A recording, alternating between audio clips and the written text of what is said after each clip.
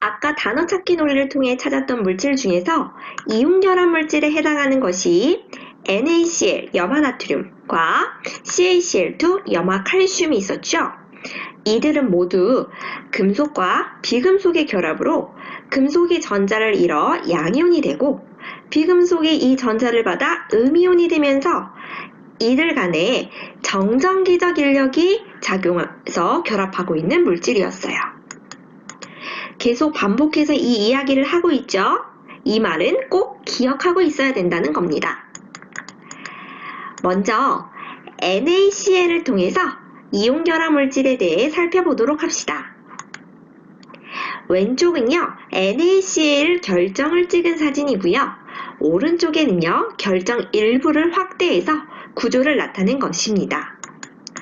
이것을 보면 양이온인 나트륨이온과 음이온인 염화이온이 반복적으로 결합하여 규칙적인 결정을 이루고 있다는 것을 알 수 있습니다.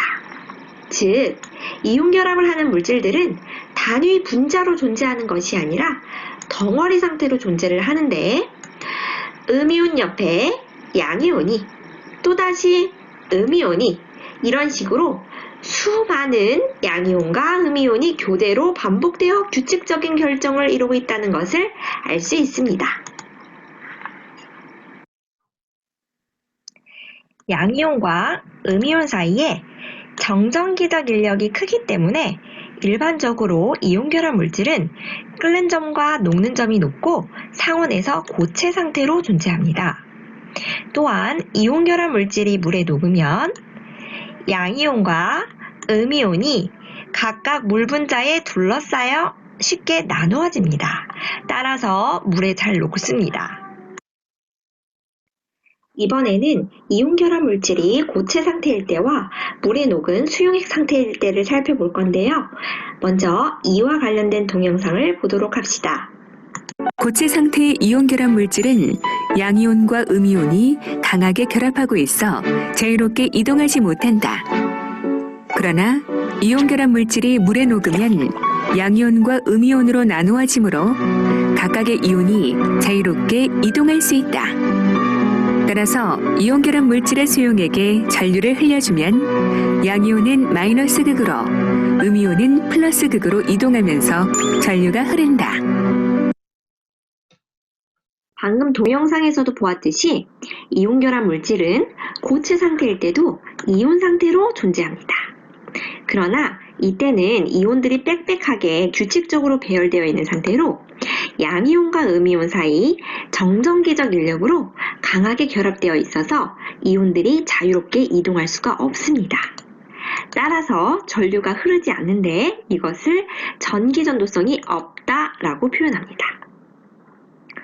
그러나 가열하여 녹은 액체 상태가 되거나 물에 녹은 수용액 상태에서는 이온들이 자유롭게 이동할 수가 있습니다. 따라서 전류가 흐르게 되겠죠? 이것을 전기전도성이 있다라고 얘기하는 것이죠. 즉, 이온결합 물질의 전기전도성은 고체 상태일 때는 없고 액체 또는 수용액 상태일 때는 있습니다. 이온결합 물질의 또 다른 성질은 단단하지만 힘을 가하면 잘 부서집니다. 그 이유를 동영상을 통해서 알아보도록 합시다.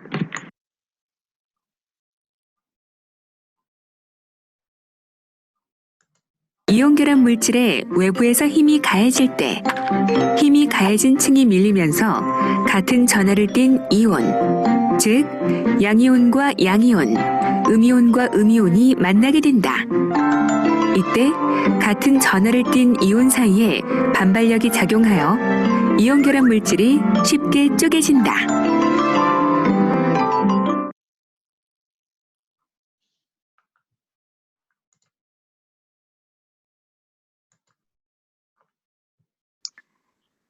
동영상을 통해 이온결합 물질이 단단하지만 힘을 가하면 잘 부서지는 이유에 대해서 잘 보았죠? 힘에 의해 이온층이 밀리면서 같은 전하끼리 만나게 되어 반발력이 작용하기 때문에 잘 부서지게 됩니다. 지금까지 이온결합 물질의 성질에 대해서 살펴보았는데요. 처음에 단어 찾기 놀이를 통해 찾은 염화나트륨과 염화칼슘 이외에도 이온결합 물질은 우리 주변에 많이 있습니다. 그 중에 몇 가지만 좀 더 살펴보도록 합시다. 우리가 비누를 만들 때 사용하는 수산화나트륨의 경우 이 나트륨은 금속, OH는 비금속이죠.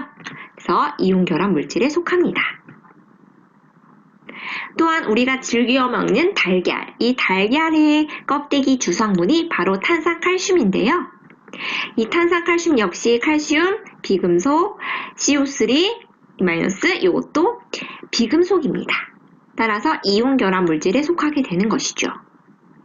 또 우리가 좋아하는 빵을 만들 때 사용하는 베이킹 파우더의 주성분인 탄산수소 나트륨도 또한 이온결합 물질에 속합니다.